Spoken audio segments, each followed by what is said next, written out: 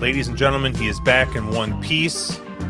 Mr. Andrew Champagne joining us again here on Drinking Champagne after gallivanting across Europe in what can only be described as just maybe not as long of a vacation that some may have hoped for Andrew. But welcome back, Andrew. How you doing? We're going straight to the gut. Okay.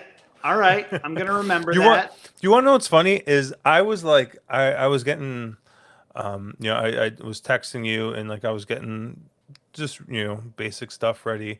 And I was like, man, it feels like it's been forever since we've done this. And in fact, it has not been forever. It's really only been, I think, like what, 10 days or something? Yeah, something like that. Oh, Our show the week before last was after I got back from England. The 4 days between when I got back from England and flew to Italy. Pro tip, by the way, kids, don't do that. Just yep. don't do that. My internal clock is 9,000 kinds of screwed up, but good to be back. Got a lot going on over the course of the next couple of weeks. Started doing handicapping seminars again at the Alameda County Fair on weekends. I'll be doing that on Saturdays, Sundays, and 4th of July. So the next couple of weeks. That's always a lot of fun.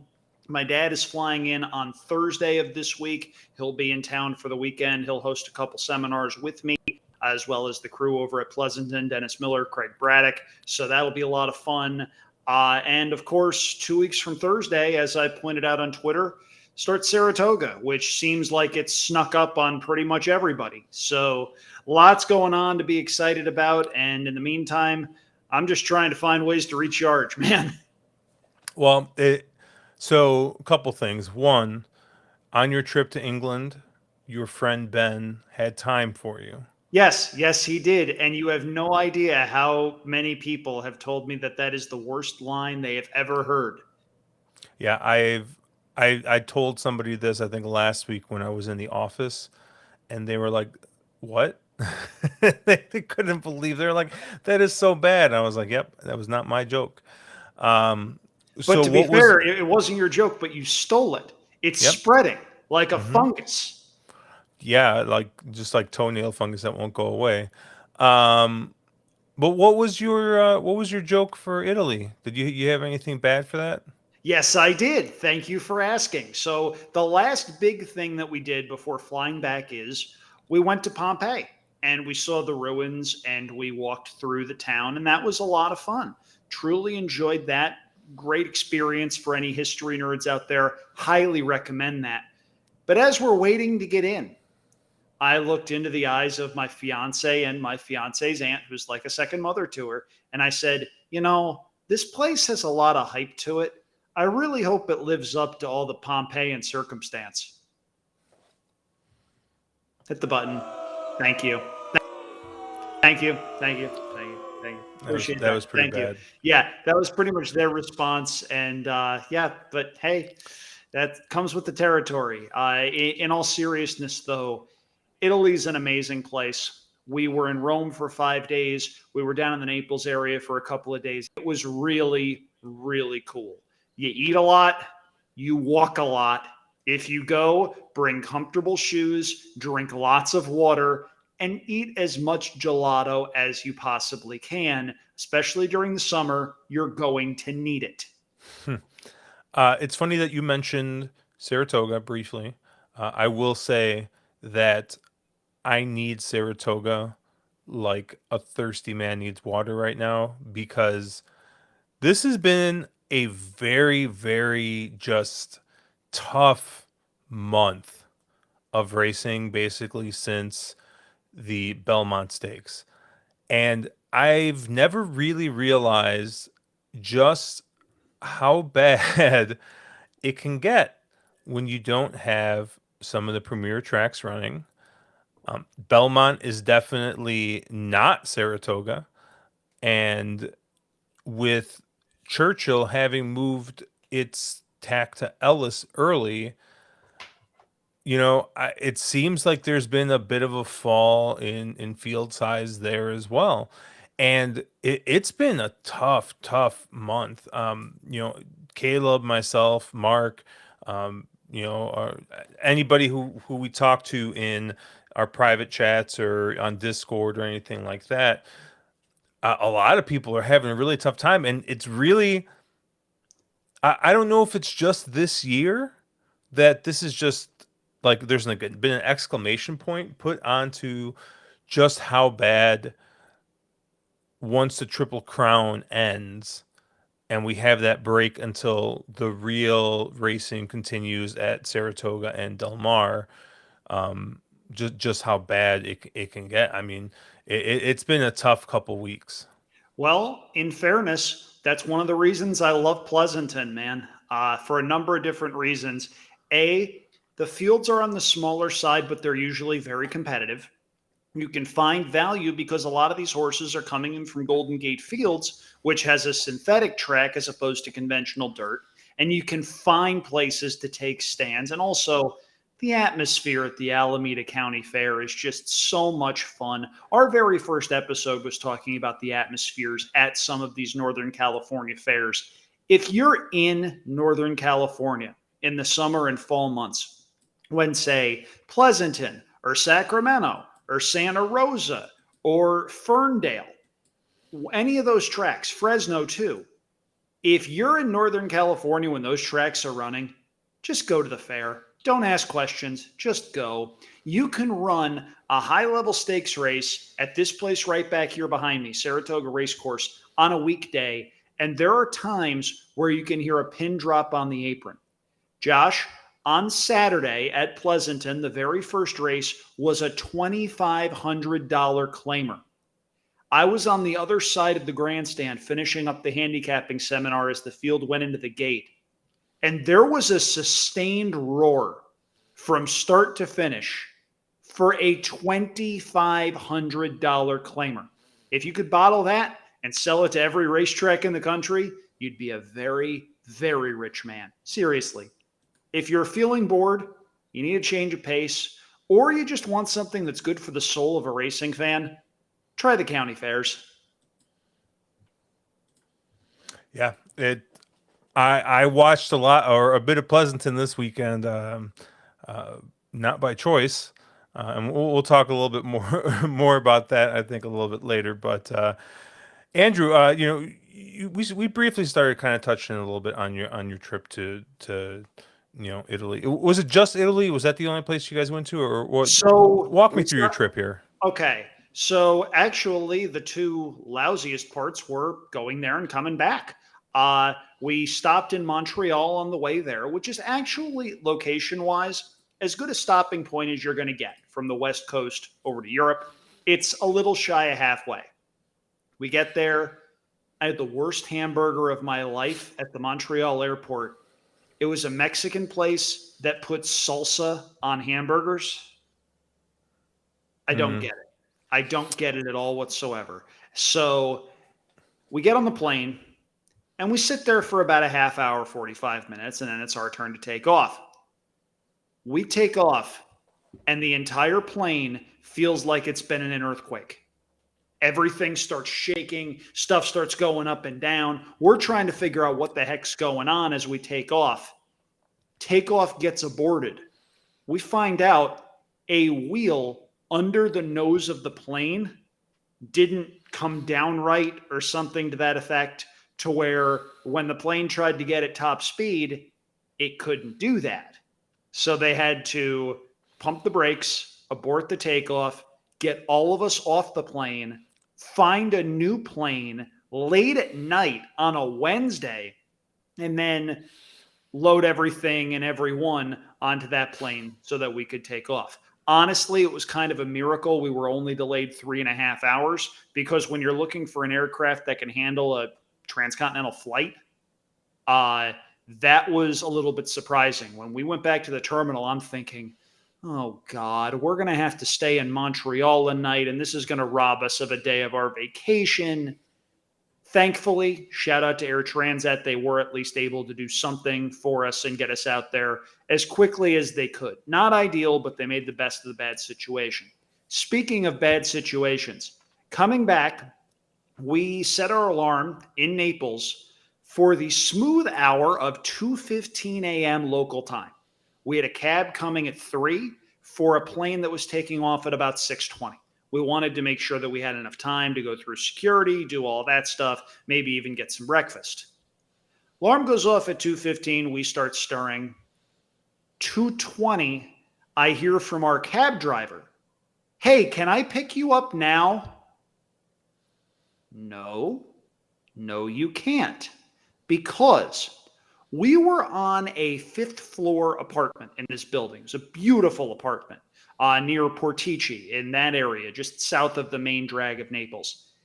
Well, it's the fifth floor of a building that doesn't have an elevator. So we had to haul all of our luggage down.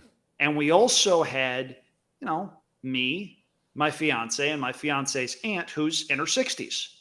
So we needed to take our time being able to do that.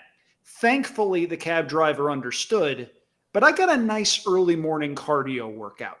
When at 2:20, hey, can I come now? No, no, you can't. What the hell? I didn't need coffee or any sort of caffeine, I'll tell you that. But we get from Naples to Paris, and we changed planes at de Gaulle International Airport. We changed planes and got to Terminal 2E in de Gaulle Airport. Josh, how many hot food options do you think Terminal 2E at de Gaulle International Airport has? The way you asked that question, I would guess it's as many as Albany Airport has. Less. 0. None. Absolute none. Even more so, you know how many bars that airport has, that terminal at least? None. None. What they do have, however, are outlets for places like Dior, Chanel, Burberry, Cartier, luxury retailers where you can plunk down thousands of dollars. But heaven forbid you want a hot sandwich. It just thoroughly, thoroughly bonkers. I had one of the worst lunches of my life in the form of a cold chicken sandwich. Me and cold chicken don't get along. I just can't. Chicken's got to be hot, and it wasn't at all whatsoever. And then we had an 11-hour flight where my knees were in someone else's back.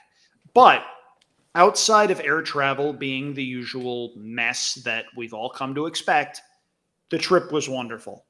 We did so much fun stuff in Rome, took tours of Vatican City, the Colosseum, the Spanish Steps, a couple of different food tours, and we'll talk about what happened at one of them in just a little bit.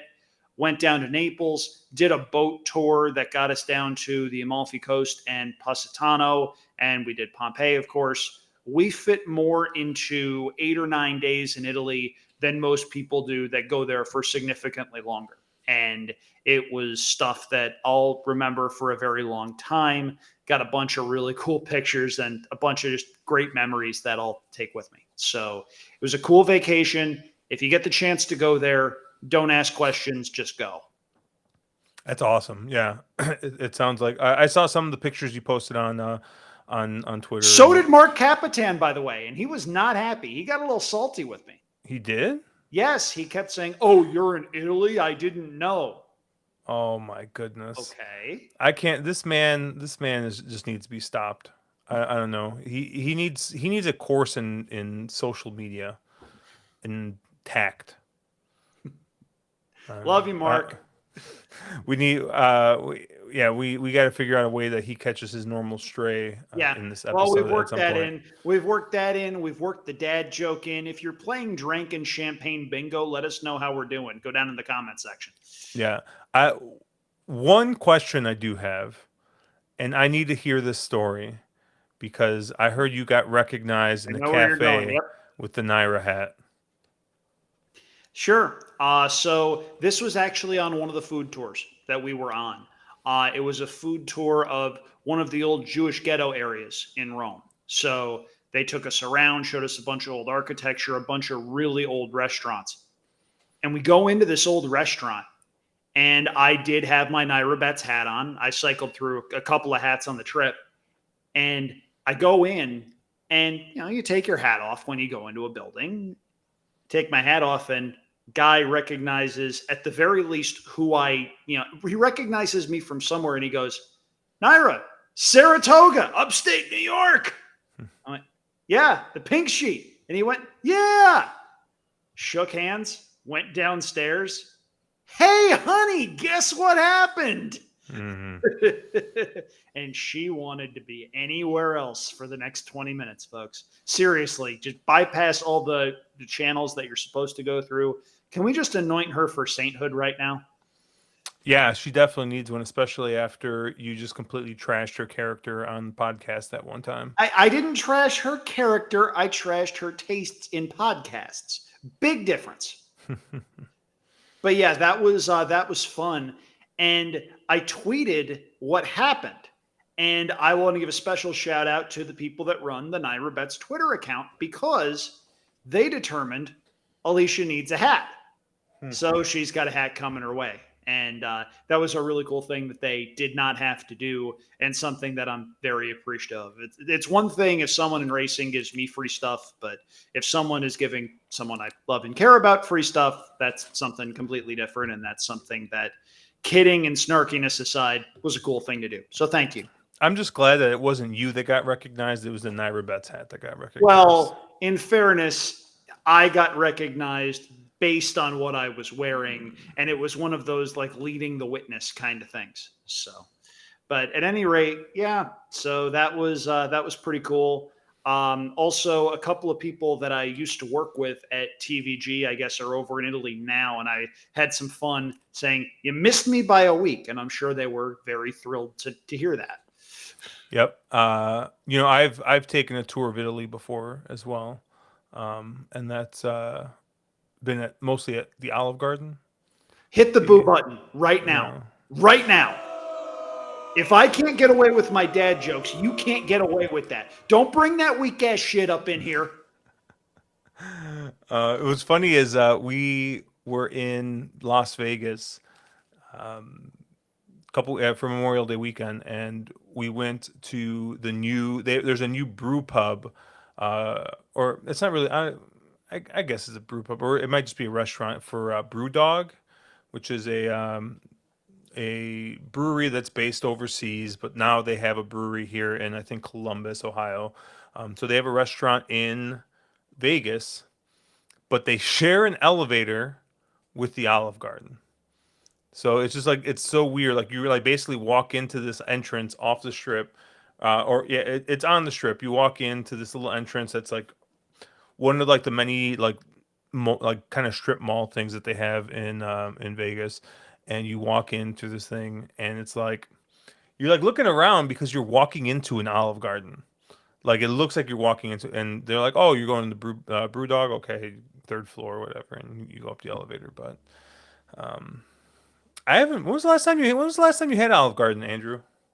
So my old hometown had an Olive Garden. It probably would have been mid to late 2000s. So it's got to be at least 15 years. Wow. Yeah. We went out to lunch there once when I was working in the at the staffing agency. So it probably has to be at least 10 years. So Now, before we make it sound like we're just unilaterally bashing Olive Garden, mhm. never ending breadsticks, there's worse promotions than that. Yeah, and that Zuppa Toscana, man. I don't know. Olive Garden, if you're out there and you wish to sponsor a segment on drinking champagne, you can contact me at cherrydrink@gmail.com. Or you Anyways, can contact both of us by voicing your interest in the comments section, and that way both of us get to split the revenue. Nice try, Josh. um, so I'm gonna start asking dumb American questions here about Italy Okay. since I've never been. Um, so I was always under the impression that pizza was an American thing. Like, yes, it's like it's based like on an Italian thing, but why does everybody go to Italy to get pizza? Pizza was invented in Italy and they brought it over here. Yeah, but like I don't know, it was like perfected here, wasn't it? No, Josh. No. So like what? Like they have like Giordano's and stuff over there. Like get a nice deep dish pizza.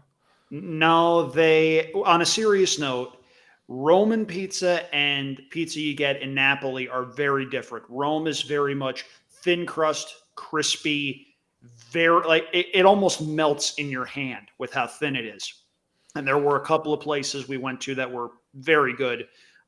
Pizza that you get down in Napoli is thicker, it's doughier, it comes off a little bit undercooked if you don't know what to expect. Having said that, there was one place in Napoli that was not far from where we were staying called Pizzeria Vesuvio, and that place was fantastic. But it's certainly a situation where, yeah, pizza over there is just better than it is here. Not close. And there's reasons for that. They invented it over there.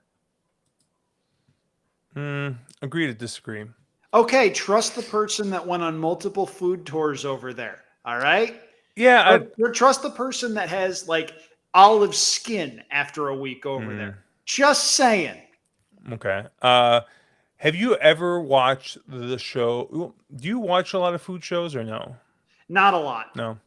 So there is something I always recommend, and I feel like I've referenced this before. Is David Chang has a show on Netflix called Ugly Delicious, Yeah, you've and definitely yeah, recommended that on this show. so he's got an episode on pizza, and it's really funny because he goes to try Neapolitan pizza, right, in Italy.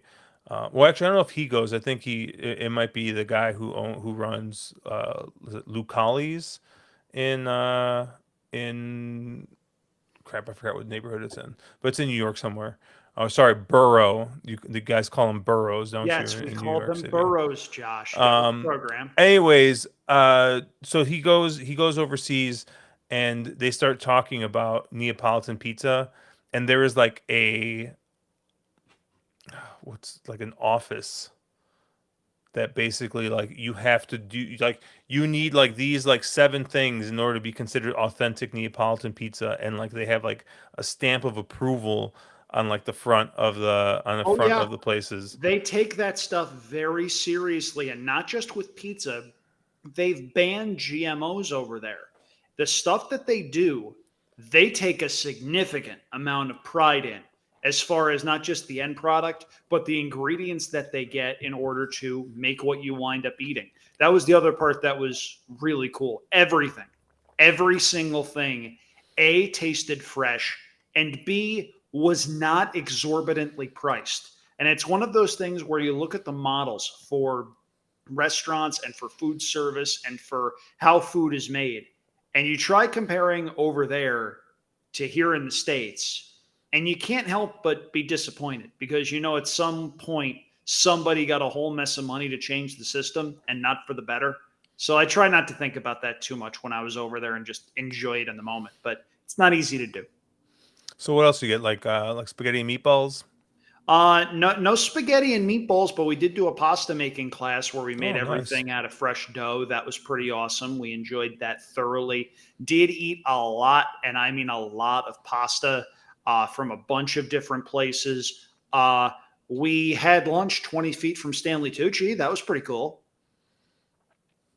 Oh, wait, I forget. You don't know who anybody famous is. I'm sorry. He played the dad in Easy A, right? He played a bunch of character roles in a bunch of different things, and he had a show on CNN that talked a lot about Italian culture. He, his wife, and his family were at this restaurant that we stopped by on our boat tour going back that you could only access by boat. So you got a lot of people that had a lot of money and didn't want to be found, but we saw him walk in, and I went, "That's Stanley Tucci, I think." And I sort of recognized his wife, who is a member of the Blunt family. And I went, okay, yep, that's him. And that wound up being a pretty cool experience too. He wasn't there for long. He basically was just there to make sure his family got seated at a table, and then he had to go do Stanley Tucci things. But that was pretty darn cool. And in that particular setting, I had pretty awesome ravioli, and they had these little baked potatoes as a side dish, the mini ones, and olive oil at the bottom that you could mix everything in. It was just lovely. It's a fantastic lunch. Uh, to counter that, when we were in Vegas in March for NHC, our friend Sheldon noticed that the sommelier kind of looked like Stanley Tucci, and asked him if anyone has ever told him that, and he says at least 3 to 4 times a day. So, Yeah, and that's one of those things that the first couple of times sound pretty cool, and then you get over it real fast. yep, kind of like Lord Miles. No, no, no. And you know what? We're going to talk about why later. That's called foreshadowing, kids. Anything else about your trip you want to talk about? Just reinforcing the notion that if you go to Italy, prepare to walk a lot. Italy is a walking country. A lot of the roads that are in Rome are of the one way variety, and they're cobblestones, and a lot of cabs aren't going to pick you up if you're in certain spots. The other tip that I have is if the cabs are busy, Uber does work over there. Uber Black became our best friend on the weekends when cabs were just overloaded with people. Um, we found out that Tom Cruise was in town. That was another pretty cool thing. That's a celebrity, Josh, that even you know. Proud of you. On the Sunday morning we were there, we did the Spanish Steps and we walked up and we found a cool little place to have breakfast. We stepped out of the cafe and they started roping off part of the Spanish Steps for the Mission Impossible movie premiere because part of the movie was filmed in Italy. So they had the premiere in Rome. They screened it at a theater near the Vatican. And we found out very quickly where Tom Cruise was staying because we got in our car and he had to go the long way around. He went in front of this five-star hotel where the hotel was on the right, and across the street behind guardrails were probably about 100 people, all with their phones out. And I looked over again, and there's two black SUVs right by the door. That, ladies and gentlemen, is what we refer to as a clue. So we thankfully got out of there before anybody started snapping pictures. So, but it was a really cool experience, and we timed that just right because if we'd gotten there later, they'd have started roping stuff off, and we'd have been told you can't go there, you can't go there. But we were able to enjoy ourselves, and as it turned out, the cafe we went to, founded in 1760, and among the luminaries that stopped in, one Mark Twain. Cool stuff. It's I just can't believe that the Spanish Steps are in Italy. You would think they'd be in Spain, right? Yeah. Oh, okay. Do Yeah. I boo myself again? No, that was too easy. No, no, no. You got to uh, put effort into the bad jokes. yeah, that one was just like hanging there, and Yep. like you could hear my hesitation on whether or not I was going to make the joke, and Yep. then I felt like the pause was too awkward, and I had to No, go for it. the Spanish Steps joke that I made on Twitter, far better. I said, I went to Italy to see Little Mike's sire. Who's Little Mike? Little Mike won the Breeders' Cup turf in the early 2010s, and he was by a sire named Spanish Steps. Mm, See, interesting. I that's would a have. bad joke. That's how Mm. you do it. Um. Well, you know what? I'm glad that you weren't. Well, you were out of town last week, and um, I, Ascot ran last week, and it's funny because on the Reddit our horse racing Discord, um, we get a lot of international people that show up around these big international meets. So Ascot, we had a ton of fans of European racing in there, and I made sure to remind them every time Frankie Dettori lost a race that this is why he didn't make it in America. Josh. And it was really funny because you could tell, like, Mark knew better than to engage me, right? Because he knew I was just shit posting at this point. But man, some people really took what I was saying serious. And yeah. So shout out to Frankie Dettori for losing me a ton of money, and losing, basically losing every time I bet him, winning every time I didn't. But yeah, it was fun. Ascot's always a fun little meet. Um, I'm guessing you were, you kept the horse racing to a minimum when you were overseas. You behaved. Non existent. That's amazing. And by the way, on a serious note, every once in a while, go someplace that reminds you that horse racing and horse racing Twitter and whatever parts of this biosphere that we're all in Go someplace that reminds you that's a very small place in the grand scheme of things. It's a big world out there, and there's so many other things that matter so much more. So back to horse racing Twitter. No, no, that's good. It sounded like you had an awesome trip. That's it's on our list. It's probably our second destination for my wife and I after Japan, that we're going to go to. Right now, we're in the early stages of planning, I believe, a 2025 trip to Japan. So that should be really fun. And maybe I'll be able to convince her to go to the track one day. We'll see. Good luck with Uh, that. yeah, she would kill me. But while you were in, lovely Italy, I was in a nice OTB, I guess, in Crestwood, Illinois, and playing in the Hawthorne Contest. So this past weekend, the Hawthorne Contest ran, and also the Hawthorne Invitational was on Sunday as well. So the Hawthorne Contest, and for those you don't know, live money contest, no entry fee, no vig, and they've played around with the buy-in. Um, they've done 300 sometimes. This last time it was 500, which is what they normally do. So it's a $500 live money bankroll, um, and you can bet whatever you want as long as it's within the list of tracks that are available. And this basically was anything that kicked off before like 3 or 4 p.m. Central Time. So the last race was Pleasanton. Last race at Pleasanton. Um, so you could, I mean, if you want, you could just take that $500 and fire pick fives all day if you want. If that's the type of player you are, or however you wanted to play. So so a little unique in that case because a lot of these live money contests are like, okay, you can only play one track, win, play, show, exacta, trifecta, double. That's it. But in this case, it's like just play whatever you want. And like I said, there's no vig.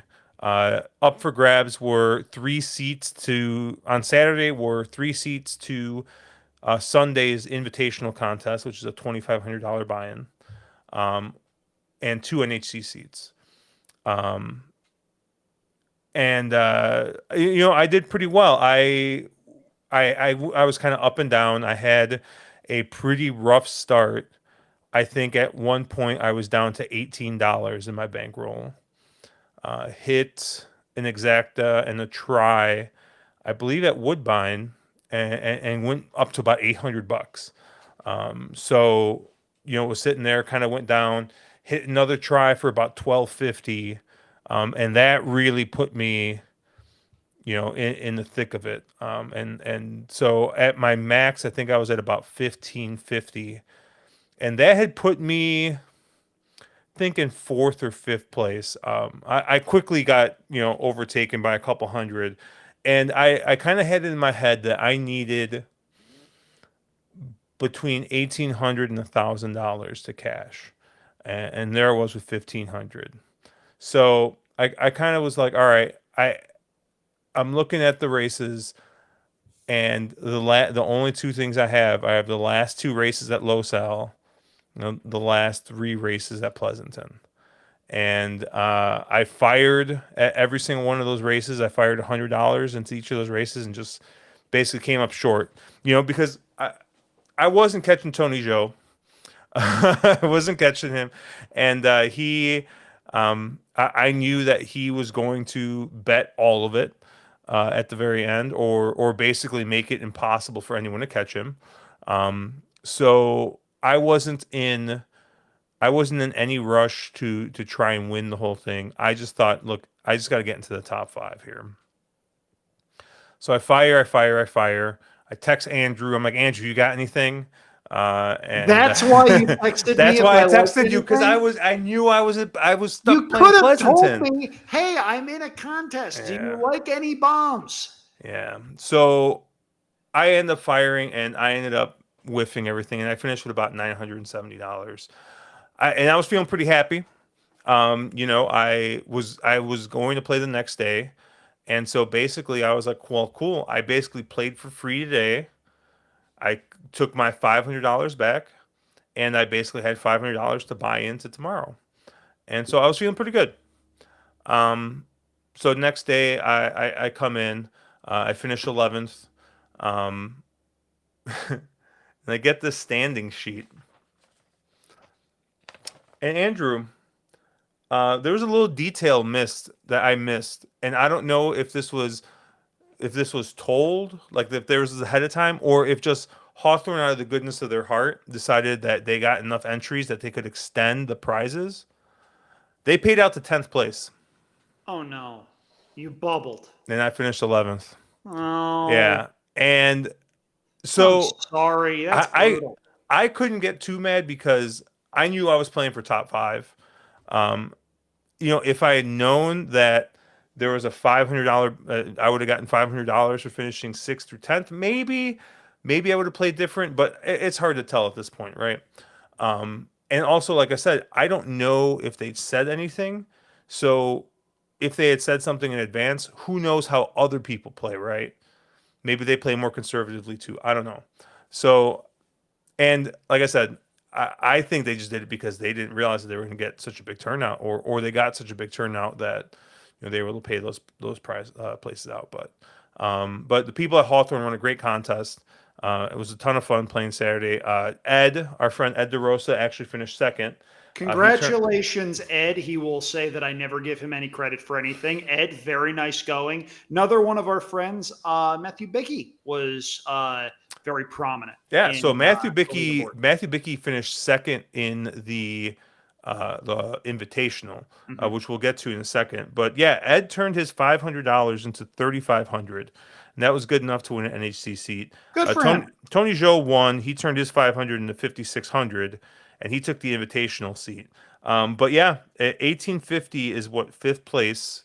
Jim Bennis took fifth place, and everybody above him took the invitational seat. So finished fifth and got an NHC seat, which includes the travel voucher and Well, hotel and yes, stuff. some of So, the travel. Yeah. well, I mean, I can get a flight to Vegas for $500 round Well, trip. So, Lottie freaking da. so anyways, it was kind of funny though because Rhonda, who's one of the people she runs the contest. She does a great job. She is like a person who meets you once and she just remembers your name, and just it's great. Like I've seen her numerous times, and she's I don't know, she's awesome. And she runs a great contest. And so I go up and I'm like, hey, do you have the standing sheet for yesterday? And she's like, yeah. And I look at it and she's like, oh, well, how'd you do? I was like, 11th. She's like, you're kidding me. It's like no. Oh boy. so, but but yeah. So Sunday was basically for me, kind of a how most of these days go for me, right? Turning 500 to 1,500 is usually a pretty good day for me. And then obviously I kept firing because I was trying to win a prize at that point. But Sunday was just basically like, hey, I knew the day was going to go sour when I walk in. I'm talking with Ed and Brian Duransky, and we're sitting there talking, and I'm like, man, I really like this five at Laurel, and it was race one. And did I bet the five at Laurel? I did not. I bet the eight for some reason instead. I talked myself out of it. The five wins at 4-1. Ed comes up and he's like congratulating me. He's like, man, you really had that race nailed. I was like, yeah, Ed, did I play it? No. He's like, the first thing you said when you walked in was you liked the five at Laurel. And I was like, well. So as soon as that was the way I started my day, I mean, I basically was dead money that day. And I ended up getting knocked out early, leaving, and just enjoying my Sunday. But yeah, it was. If you haven't seen it yet, there's a great video of the last race of Eddie Olczyk just screaming for this horse to get home, and he does, and he ends up winning, getting $52,000 in his live bankroll. $10,000 bonus for winning the contest. I think there might be additional seats or something like that he might have won. So he just absolutely destroyed that last race. And our friend Matthew Bickey, who you had mentioned, he got second. He also had that race pegged. And if you go on Twitter, he'll give you some of his rationale on how he got to those horses. Specifically, it was he uses BetMix. That's his program of choice, and he said that I think it was a 3 and the 9, the horse that finished first and second. He's like they rated highest on some criteria he had on BetMix, and he went with it. And it's funny because I mean he weighted it right. The 3 was a much shorter price. He had the 3 on top for much more money than he had with the 9, but the longer shot came in first, and he cashed nicely. I think he got like 15 or 17,000. It was a very, very respectable amount. And they just leapfrogged everybody in that contest. So I always contend that contest play is very fun. And there's different forms, right? Obviously, there's horse tourneys, there's stable duels, there's live money stuff. But yeah, it's great. It's kind of a community in of itself, in that you see the same people at the same contests over and over again. I've met Tony Joe like 3 or 4 times now, because he comes to these Hawthorne contests all the time. And I think the Hawthorne one is one of the best, especially if you're not a huge player. I would think that a lot of people who listen to us, like for me, $500 to buy into these is, I'm not gonna say a stretch, but like it's definitely more It's than not I'm. nothing. Yeah, exactly. It's not nothing. But some people, I mean, that's just like, it's a really tiny buy-in, So, but you can, I mean, if you're gonna play on a Saturday anyways, and they're running the contest, like, hey, might as well, see what happens. Maybe you hit a pick five for a couple grand, and you win a seat. So fun contest. Their next one they run is in the day after Thanksgiving. They run Friday, Saturday, Sunday, so 3 different days, 3 different contests. So that info should be up soon. Ed and Emily did a great job with the live show. So if you guys want to check that out, I'm sure that's on Hawthorne's YouTube channel. And yeah, I love the stuff that Ed does at Horse Racing Nation. Obviously, Emily Optics, Emily Gullickson works for one of my favorite products to use with horse racing. So, they had great insight. They interviewed a bunch of the players. It was really fun. But you know, one of the funny things about this contest, and Andrew, I texted you about this because we were talking. I asked you a question, or I told you, something about luck, right? And no, no, not the HBO show that I never finished, even though it's only like 8 episodes. But when it comes to horse racing, I was perusing the Reddit Discord for horse racing, and someone had posted the video of Eddie rooting the horse home. And I'm not gonna put any names out there to protect the innocent, but if you're in the Discord, you can see who posted this. And Gentleman said, when you're in dead last in the live tourney, you just take a shot with the longest shot on the board because you got nothing to lose.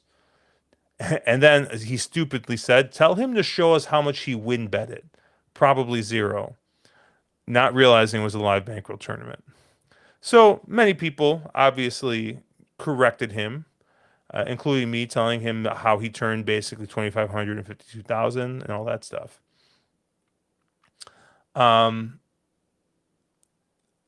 And then, so I explained to him what happened. He bet $100 win place on the long shot, played the exacta. That's how he got there. And he goes, nice. I don't hate it. It's just luck. And he says that's why tourneys are weird. You do great all day, and someone finds a horse who wins at stupid odds because he had no chance, and you lose it all. And so other people chimed in saying like, yes, it is luck. And I'm just like, he put money on it and the horse won. You know, like you want to call it luck, like okay, I don't understand, but like we started talking about this and like they were just dead set like no, there was no skill involved. There's no way he could have picked that horse by himself. It was just luck. And Andrew, I'm serious. When I saw this, all this talk, like all I could think about was Lord Miles. And it was really funny too because one of the plays I made in the contest was two fills over Lord Miles, and I forget the other horse now. It was Kenny McPeak's horse in the Ohio Derby. I forgot the name of it. But of course, the it came in favorite over favorite, and I whiffed on that bet. But yeah, so as chief luck officer of On the Wrong Lead, Andrew, with your pick of Lord Miles, tell me why this person is so correct in that the only way that you could ever get to a long shot is luck. I find Chief Luck Officer wildly offensive. You're on my list. You will get a glitter bomb in the mail at some point. I'm surprised you didn't do the Chris Jericho. No, no, no. That was No. an older gimmick. Um, okay. Before we went live, I asked for context for this situation because Josh sent me the bare bones of what went down. And what I said to him was, if you agree with that person, I'm storming off the set. This is my thinking. Any number of things in horse racing that you see on a daily basis have some element of chance baked in. We analyze the racing form. We analyze workouts. We analyze race replays. We analyze trainers and jockeys. Any number of different sets of statistics and numbers and figures and data. That much, fine. You know what has absolutely no element of luck baked into it? The numbers on the tote board, the numbers in the pool. At its core, racing is a parimutuel game. It's my money against Josh's money, against Mark Capitan's money, against Caleb's money, against Matt DeSantis's money, against everybody's money that gets funneled into the pool. If you see an 80 to 1 shot and you think that horse should be 20 to 1, of course you bet the horse. That's what you're supposed to do. That is smart money management. That is smart tournament play. And you know what? Sure, you need to get a little bit lucky for that horse to win, but the act of placing the wager, that's not luck. That's smart money management. And that to me is offensive because I understand it's easy to sit back and lob things at people like Eddie Olczyk, who hit this big, huge long shot at the end of a contest, wound up winning the contest, winning a whole bunch of money. I understand frustration there, especially if you're playing the contest against him, and that wound up beating you. Do not discredit the wagering strategy that went into that. Just don't do it. It's incredibly bad form.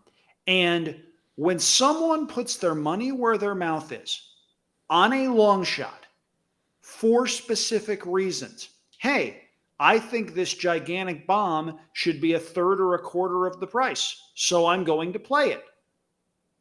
That's not luck. That's a good bet. So if you think it's all luck, if you think all long shots are luck, if like Josh, you think me harping on and on and on about Lord Miles is annoying and you're not going to give me any credit for making a good bet, shut up. You have no idea what you're doing. You have no idea how parimutuel wagering is supposed to work. Refresh your learnings on the game we're all playing. Understand it's a parimutuel game. Understand that there's going to be a certain element of chance in every horse race based on what happens around the track, but that the element you can control is which pools you put your money in. And if you don't understand that, then I want you in the same betting pools I'm in from now until the end of time or horse racing, whichever comes first. How's that? Hmm. I I got so frustrated at some point. I think the only thing I could say was I'm glad you're playing in the same pools that I am. Okay, let's just take a step back here. Folks, we've done 30 some odd episodes of this show. I can count on one hand the number of times Josh and I have agreed on any sort of abstract thing. We're in lockstep on this. What does that tell you? Um, yeah, and what's really funny is Mark jumped in on this Of course he did. conversation, and you know what do you think Mark said? Something that stirred the pot. He said hitting a 1 to 9 is also luck. Thanks for attending my TED talk, which of course only Mark Capitan would go ahead and talk about a 1 to 9 favorite when we're talking about long shots because that's the type of guy Mark Capitan is. So, Boom, there's the stray. can I tell you something? What's up? I'm a horrible millennial. I don't use Discord. I don't use Reddit. I don't do that stuff. I am on horse racing Twitter nowhere near as much as I used to be because I've understood that horse racing Twitter is not a real place. If you're seriously getting this invested in this sort of stuff, that in the grand scheme of things doesn't matter one iota, reevaluate your life choices, people. Smell grass, watch a baseball game, walk down to a park, do something. Get out of your house. I'm just saying, people, we breed this culture where no matter what you're talking about, you don't have to be right. You just have to be loud. Don't give in to that. And I'm not trying to sound hippie, but my God, there's no way anybody in this conversation comes out looking good. Dude, I love this because I am going back and reading over this conversation and it just gets better, right? So What do you mean obviously by, can we define getting better? because there is probably about 2 or 3 pages worth of very good discourse and people talking, listening to interviews that Eddie Olczyk did afterwards and describing like, oh, this is how he got to the horse, what all this, right? And the two dissenters are nowhere to be found in this really good conversation. And then Mark makes a flippant comment, joking around, no, you guys are all wrong. He just got lucky. And that is where the gentleman clamps back on. And he said, absolutely, that is it. He just got lucky. Yes, he did. Horse was a donkey, had no business of winning, is actually the exact response. Okay, I'm gonna just say this here. Odds that that person would ever say anything to Eddie Olczyk's face about that. 0. Shut up. I'm sorry. I have Um, no patience for that bullshit. None. Miss I me with it entirely. it was a fun conversation, or not. It was a funny conversation because there are legitimately people out there who think this, and when you know how every edge stick is finding some track that has dollar hot dog day and has like 10,000 people there, and he says horse racing is dead. Um, I would, me personally, I would take this conversation and then I would post that and say that horse racing is dead because there are still people like this in the pools. Yes, we are probably outnumbered by the computers, but there is still some money going into the pools that Yeah. One more thing before we wrap up this conversation and take this baby home. If that scenario that happened in the Hawthorne contest bugs you that much, don't play that kind of contest. You know going in that that has the potential to happen and that whoever has the biggest bomb to come in is likely going to win the contest. case in point, I played the first chance, last chance this year, and the first 4 or 5 hours of that contest was very chalky.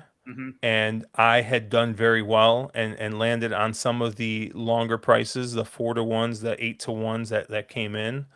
And I had, I think, two bullets left. One was a mandatory and one was an optional. In the mandatory, I took a decent price, like a 10-to-1 horse. I think it was a 22-to-1 horse that won. And then all of a sudden, I had one bullet left, and all of the optional races after that, bombs just kept coming in. And I quickly went from Brian and Sheldon, who played in this contest many times, looking at how late in the day it was, telling me, wow, you have a very, very good shot to qualify. It within two races, I was buried on the leaderboard.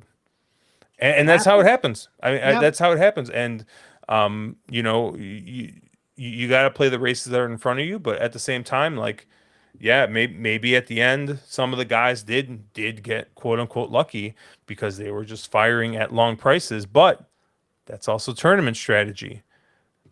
You know, it's not just luck. And But also, if that horse won, should it have been 80-1? I Just think saying. Eddie It's a Olczyk smart bet. said he thought the horse was going to be 25-1, Exactly. And and that's precisely the point. You look at these horses, and if you see a horse that should be 20 or 25-1, that's 80-1, 90-1, 99-1, that's your play. yep, And if you wind up not having that horse and you wind up coming off sour about it, it it doesn't take a lot of effort to figure out what went on there. And it's one of those instances where that's something you need to be aware of as a tournament player. That stuff is going to happen sometimes. Maybe it's early in the day, maybe it's late in the day, maybe it's in the middle of the day.